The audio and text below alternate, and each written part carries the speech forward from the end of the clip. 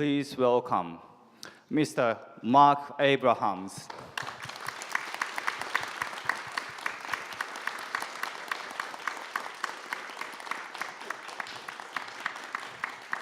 I'm going to show you some pictures, and I will explain as we go along. If anything is confusing, please feel free to ask me or to complain. This is our logo for the magazine and also for the Ig Nobel Prizes. You may recognize it. It's, you know the famous old statue called The Thinker. This is the thinker who has been thinking too long. I'm going to talk to you about improbable research and the Ig Nobel Prizes. Improbable research is the name of my magazine, and it's also an idea. By improbable, I mean things that are not what you expect. That's what this is all about. Things that are so unusual to most people that they're surprising, and so surprising that they're funny. This is the quality we look for. Something that's so surprising, it makes people laugh immediately, and then it stays in your head. And a week later, you still want to think about it and tell your friends about it. That's the quality all of this is about. We give Ig Nobel Prizes for things that have this quality, for things that make people laugh and then think. I'll begin by showing you some things that have won Ig Nobel Prizes in the past. We've been doing this every year since 1991. We give 10 prizes. Notice I'm not giving you any detail about this. I'm letting you think about this first. We give 10 prizes every year. We get something like 10,000 new nominations every year. When we give a prize, almost always, we offer it quietly to the person. We give the person a chance to say no. I'm happy to report almost everybody decides to say yes. This is Dr. Elena Bodnar. She won a prize for inventing that. It's a brassiere that in an emergency can be quickly separated into a pair of protective face masks. She has a patent for this. And at the ceremony, we always, the winners come from around the world. They are secret until the moment I introduce them on stage. And when I introduce them, they come onto the stage through a curtain, and there is a Nobel Prize winner, a real Nobel Prize winner, waiting to shake their hand. We had several Nobel Prize winners on stage that night. So she brought some of her bras, and she demonstrated how they work. Okay. Each of these men learned about the existence of this bra 1 minute before this happened, so they were a bit surprised. This is the man on the left won a prize a couple of years ago. He's British. He won a prize because he went to a lot of trouble so he could live life as a goat. He lived on the side of a Swiss mountain. Here he is getting his Ig Nobel Prize from another Nobel Prize winner. The Ig Nobel Prize for Cognitive Science in the year 2008 went to Professor Nakagaki, and I will let him step right up here and explain to you his work. Please welcome an actual living Ig Nobel Prize winner. Yep.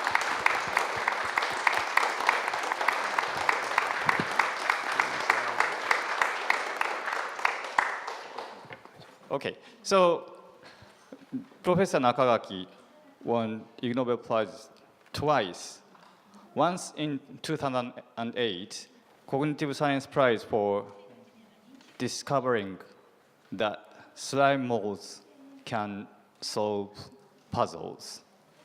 This is the first time. And second time is the Ig Nobel Transportation Planning Prize, 2010. Mr. Abrahams, do you remember his? Yes. The second prize was for demonstrating that slime mold can design the shape of railway networks more efficiently than human engineers can do that.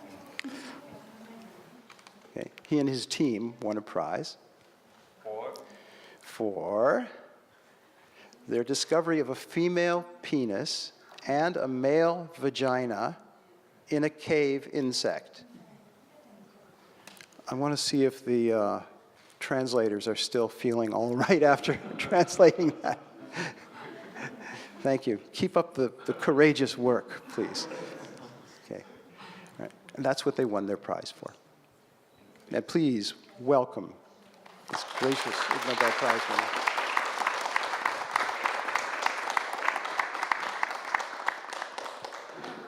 First of all, each of you, when you began the work, did you think what you were doing was funny? No, never. Yeah, I thought my research is something strange, but I don't think it's funny. Okay. After how many years of doing that research, did you realize that most people are amused, find it funny when they hear about that research? そういう話。 Not yet ですね。 We find this is true with many of the Ig Nobel Prize winners. As I said, the quality that something makes people laugh and then think, a lot of that comes because it's so surprising to people. It is so far outside most people's experience that for almost everybody, your immediate first reaction is to laugh. And that does not say anything about whether you think it's bad or good. It's just so surprising. That's why people laugh. What we've found with many of the winners, when we get in touch with them and we offer them the prize, that phone call often is the first moment they realize that what they did is funny to everybody else. So, For them, it's what they've been doing for their work for a long time. And you know from your experience that whatever you do for your work or for your study, even though it seems strange to you on the first day, after you had been doing it for a while, it comes to seem ordinary to you. Okay. I do want to ask one other question before we do this new thing. We have work done on slime molds and work done on this cave insect that has a female penis and a male vagina. I think you've listened. After saying that, I realized you could ask any question. But my question is, have the two of you discussed collaborating together on something? The good question. I think it's better to ask the slimers and the cave insect directly. So, they want to do. They make them. We make them to collaborate. You are studying intelligence in these creatures, yes. Yes, then try to observe what's happened. So, Okay.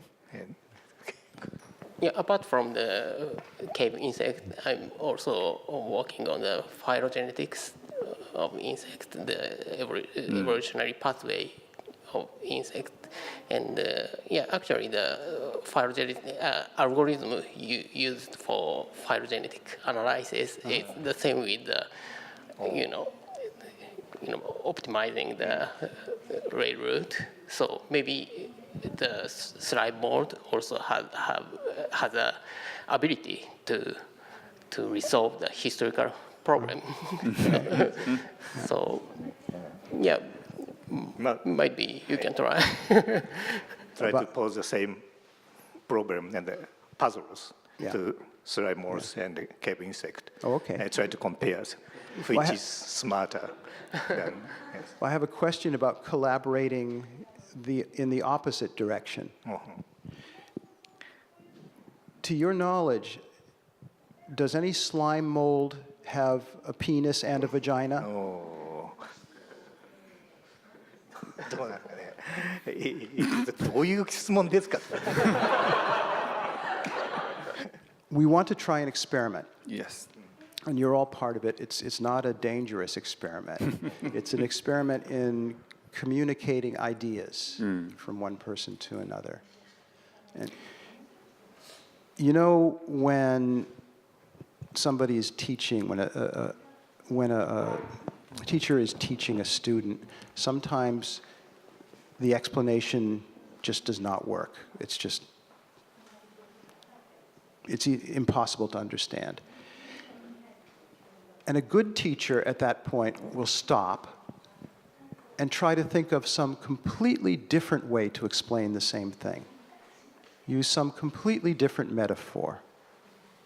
And I don't mean use different words, make it simpler.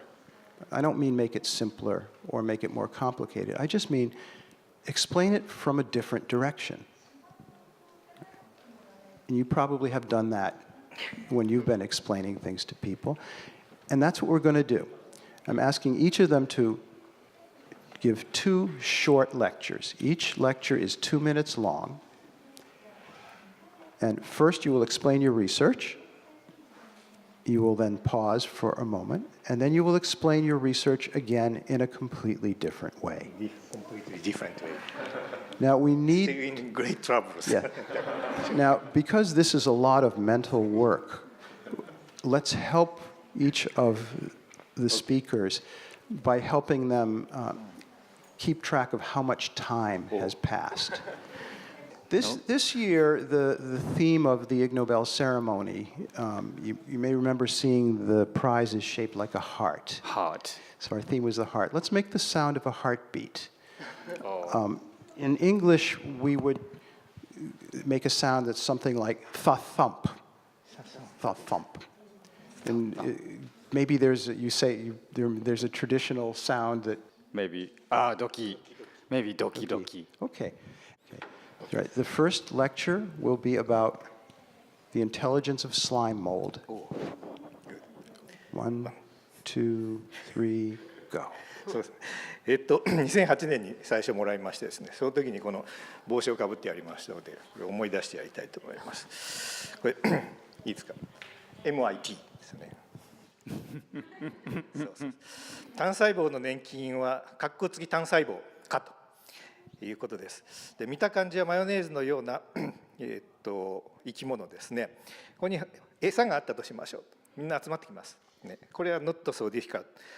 でもし餌が2つあったら、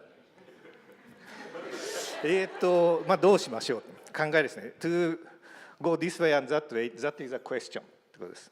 で、見てみましょう。ね、それで This is a maze ですね。それで餌が2つで最短経路でつなぎますっていうことで、これはアメイジングっていうことですね。それでですわ、そういうことです。それでネットワークの話で、これは東京レイルウェイネットワークですね。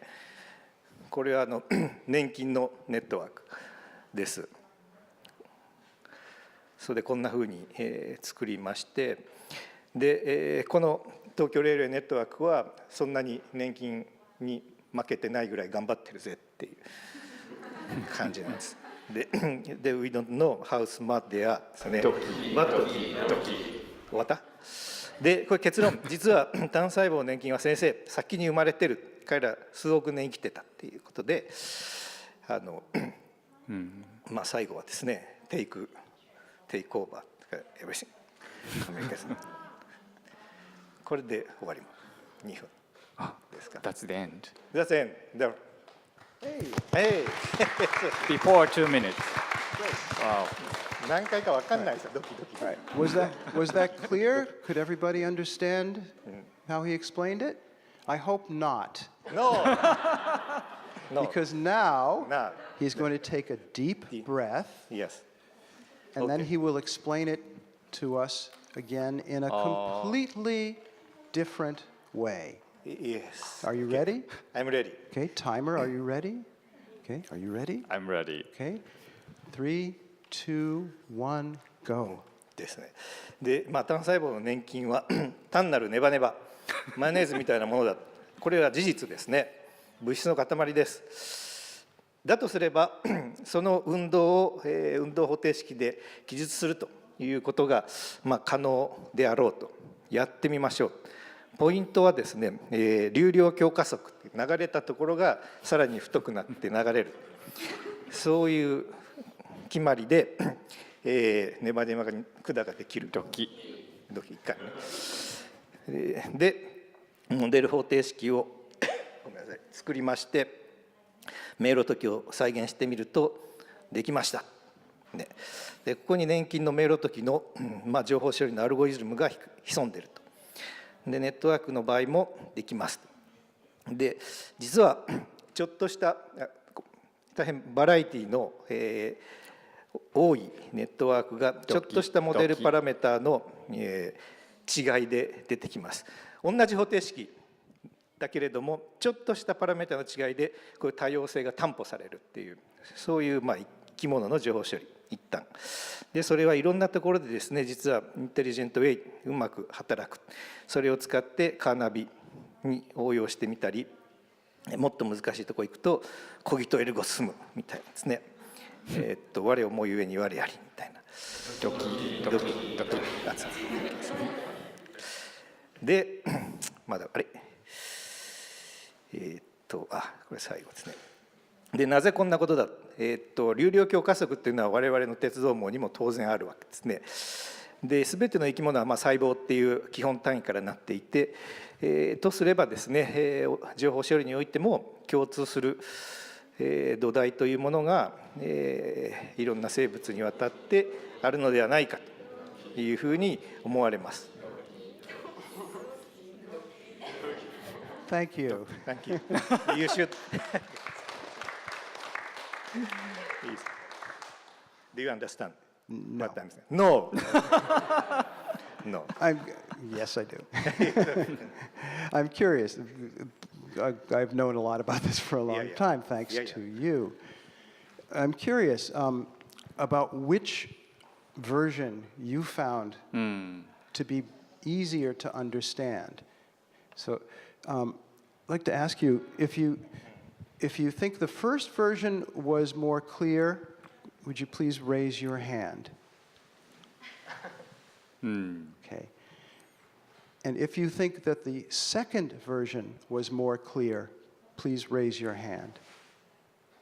Okay. Do you people talk to each other? No. Are you friendly with each other, the two groups? You might look around, and it might be interesting afterwards to talk to somebody.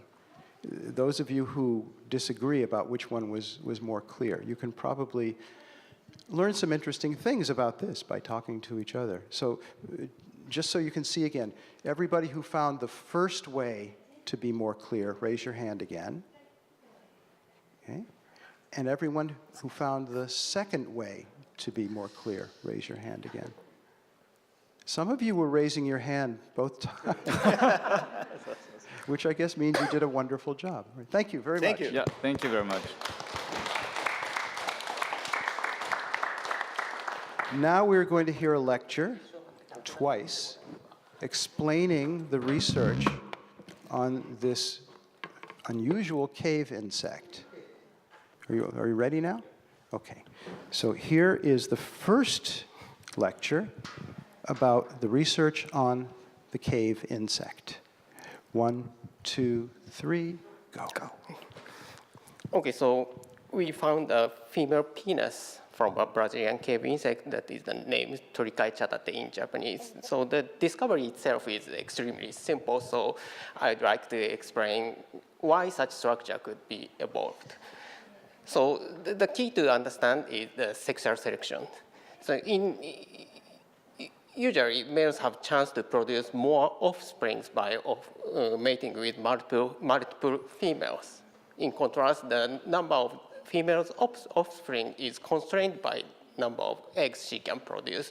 So multiple mating can be even and in addition, multiple mating can be even costly for female because maybe males have disease infected by sex.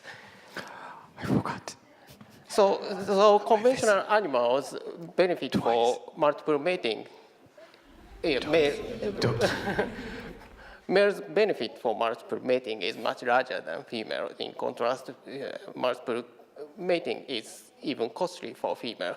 This is called sexual selection, and males are usually active for mating, and females are more choosy. But the direction of sexual selection can be reversed if those relationships are completely reversed, and after that, females are more active for mating, and males are choosy. So Torikai chatate lives in very nutrition-poor caves, and females consume the semen as nutrition. So seminal consumption is beneficial for female, so that the direction of sexual selection is reversed. Torikai chatate. So, and sexual selection also defines the evolution of genital evolution. So, penis has evolved many times independently, but almost always males. So, under the reverse sexual selection, sexual selection may favor the evolution of female penis. Okay, that's it. Thank you. Okay, breathe a little bit between lectures now. And are you ready for the second one? Yep. Now, a lecture explaining that same research in a completely different way. 1, 2, 3, go. Okay, so next I will use personification for explanation, which is generally avoided for scientific discussion, but probably more easy to understand. So males produce only a small amount of semen at a time, and this is enough for fertilization. So therefore, it is easy for males to refill the semen and to mate with another female in a short period of time. Doki. And with this small cost, males have chance to have multiple babies. So of course, female can also mate with multiple males during short period of time, but even with double amount of semen, she can only produce a single baby at a time. So this difference is called sexual selection, and males are usually more active for mating with multiple females, whereas females are more choosy. Doki. However, if large amount of semen is needed for fertilization, the situation is completely different because it is very difficult for males to produce such a large amount of semen in a short period of time, so he cannot mate with multiple females in such short interval. And if semen is nutritious and important for females, multiple mating with different males can be beneficial for females.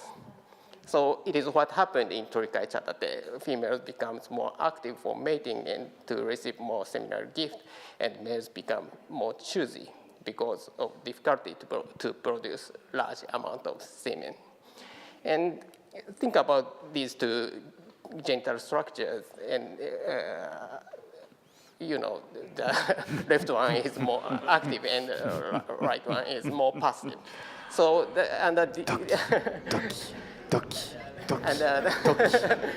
reverse sexual selection, this relationship is also reversed. So this structure is evolved in female in Torikai chatate. Okay. Thank you very much. Thank you. Now, in this one, I'm also curious about which way was more clear. If you found the first explanation to be more clear, please raise your hand. If you found the second explanation to be more clear, please raise your hand. And I just realized I should ask one more question. If you found that neither of those was clear, please raise your hand.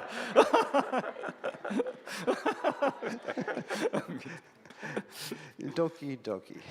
Doki doki. Okay. Thank you for taking part in this maybe- experiment. Can I have No. 30 Sure, yeah.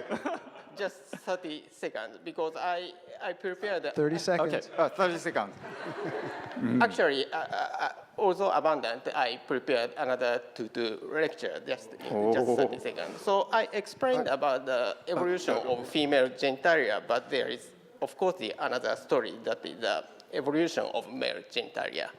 And the genitalia are only functional if one is convex and one is concave. So if sexual selection preferred the evolution of convex structure in female, that called the unfunctional genitalic pairs. So according to the convex structure in female, the convex male structure has to be evolved simultaneously. So this is another story, but this question is completely unresolved, and we are working pretty hard for resolve the problem. Good. Okay. And so now, of course, there's another question. Who found this third explanation to be the most clear explanation? Raise your hand if you did. All right, a few people did. And maybe the lesson here is that shorter is clearer, but maybe not. So again, thank you to both of our lecturers. Thank you to all of you. Thank you to our timekeeper and to our announcer for this. Marc, Yes. do you remember Ig Nobel Chemistry Prize in 2013? Remind me. Okay, so Ig Nobel Chemistry Prize 2013 is for, I think you have already mentioned, the discovering that the biochemical process by which onions make people cry is even more complicated. Chan, chan, chan, chan. And based on this, the prize, the onion without crying was invented. Have you tried to eaten that?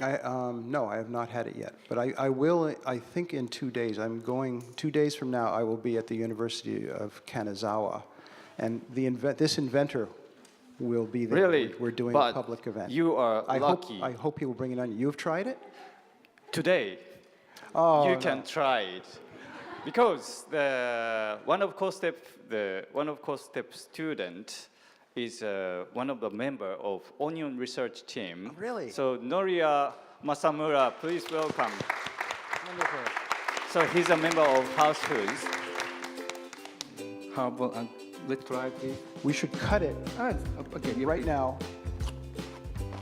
No problem. Okay, but cut it first. I want to see whether you cry or not. Oh, Somebody have a knife? Somebody has a knife. She has a knife. Why? 仲良さそうでいいですね。This is an onion. Tastes like Yes. an onion. you try the cutting. The which okay? And this way. I'll try it. I will try it, and then you can try it. すごい絵ですね。What are we doing? What are you doing?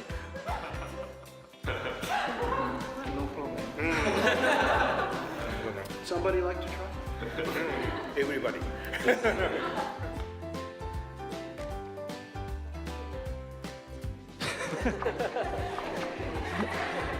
Thank you. Nothing. Nothing happened. Wow.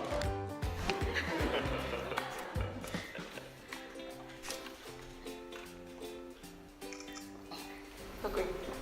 Thank you.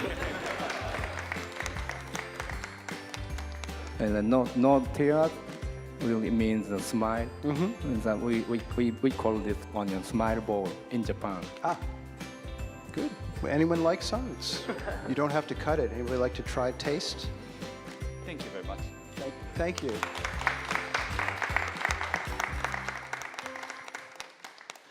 Anybody is okay, and I know you have. So, anybody? What is the most interesting research that got Ig Nobel Prize? Oh, that's a difficult question. You know, there have been 280 Ig Nobel Prize winners. My answer is different every time. I'll pick a different one today, inspired by this lecture about mating. There was a prize 3 years ago to a team from Austria, from Vienna, Austria. They looked at old historic reports that said that the king of Morocco, 300 years ago, was the father of 600 sons. And they are biologists, these scientists. So they tried to figure out, is it possible for one man to be the father of 600 sons? The answer they found was really surprising. I don't have time to give it to you, but you can go look it up. And it's related to part of these lectures. Okay. Thank you very much. Yes. Okay, thank you. Thank you for funny time.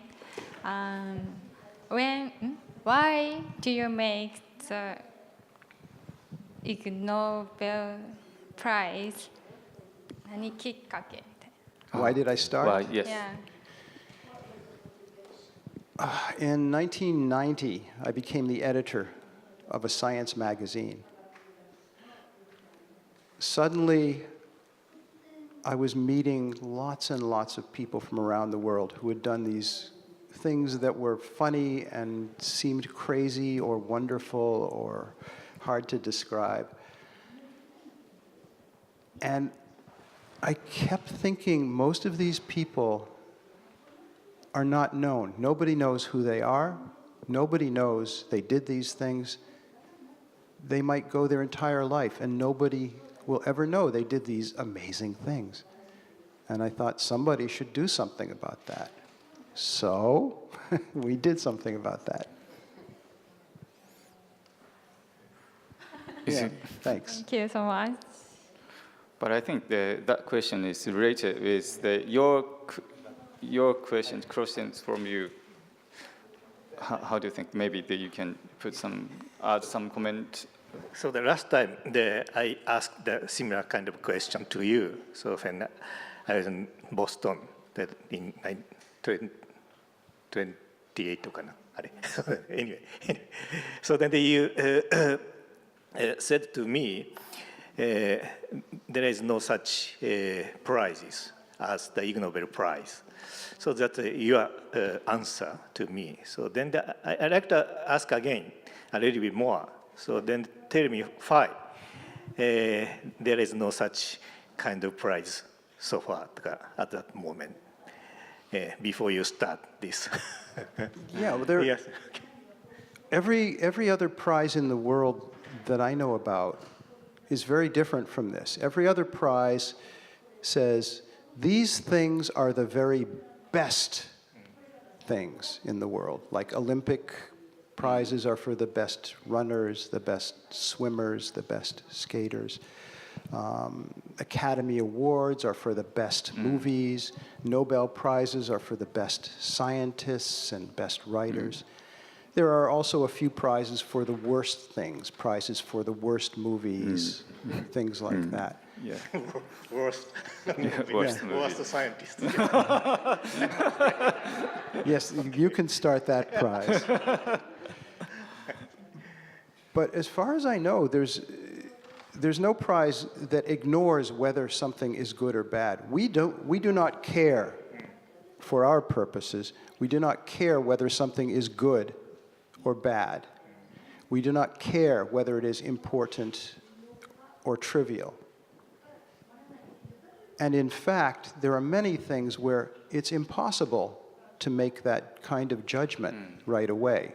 Sometimes it takes years, sometimes it takes hundreds of years before it becomes clear. For us, we really don't care. That is, plays no part in our decision. We have the one criterion, the one thing that has to be true.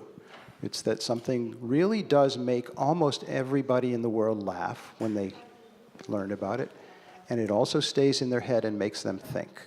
Yeah, how many of all the prizes in the world you know about, the local prizes, the ones that are international, how many of them made you really begin to think about the things that won those prizes? Think about that. The Ig Nobel Prize may like the topics in relation to reproduction and the sex and kind of things. So is that right? And there are some that tell me why, or Yeah. do you agree? There are, we get a lot of nominations that are, the English phrase is below the belt. Below the belt. Below the belt. And you want to stand up and demonstrate. Below the belt. Below the belt. Shimo. We have an unofficial rule for ourselves that we follow. Every year when we choose 10 winners, no more than 2 of those can be below the belt. If we chose more than that, the whole flavor of everything would feel very different. Very strategic.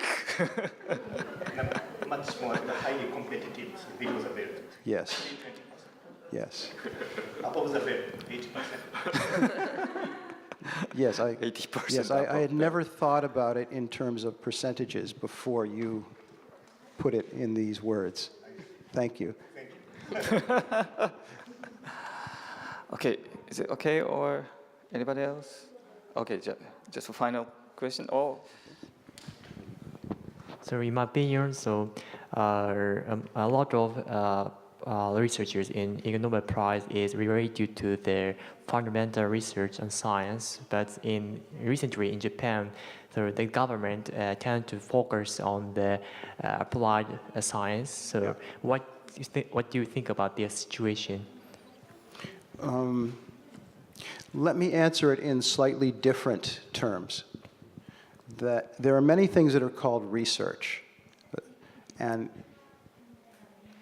most national governments in the world behave the same way the Japanese government is behaving on this, and a lot of companies also behave this way. When they call something research, but they're really expecting the people to write a report about something they already know, that's not research, that's marketing. Research is when somebody looks at something nobody understands yet and tries to make sense of it. It's risky and it's frustrating because if you're trying to understand something nobody else has been able to understand, most of the time you will fail. You know that in advance. But if you are persistent, if you keep at it, every once in a while you will be lucky and you will discover something. And that's research. It's frustrating for governments and companies that have money because they wish they could simply say, do some research and discover something wonderful right away. That's not possible. That's not in this universe. So doing research and funding research means you're going to have frustration. Much of the money will feel like it's wasted, but it's not. That's the true cost. It's expensive in time and all. If you do not spend money to do that, that is much, much, much more expensive because it means nothing will ever improve, ever. And that's extremely costly. Is that did I answer your question? Okay. Thanks. Thank you. okay. Thank you very much. Okay, finally, just a small gift from me to you. Take one, and take one, and take one. And finally, This is for me. So yesterday, I made it. I printed it with the print. And then, you know this one. Maybe she asked about that. This is a logo about the Ig Nobel. This is a Chinese character, means the smile, and it consists of some another alphabet, Ig No Be, Ig Nobel, but the special one. Wow.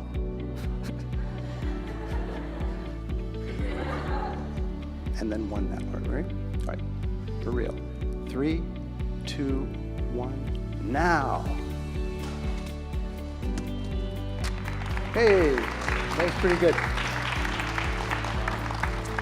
The final thing that I want to say to you is the final thing I say every year at the Ig Nobel ceremony. If you did not win an Ig Nobel Prize this year, and especially if you did, better luck next year. Wow, thank you very much, Mr. Marc Abrahams. Thank you all.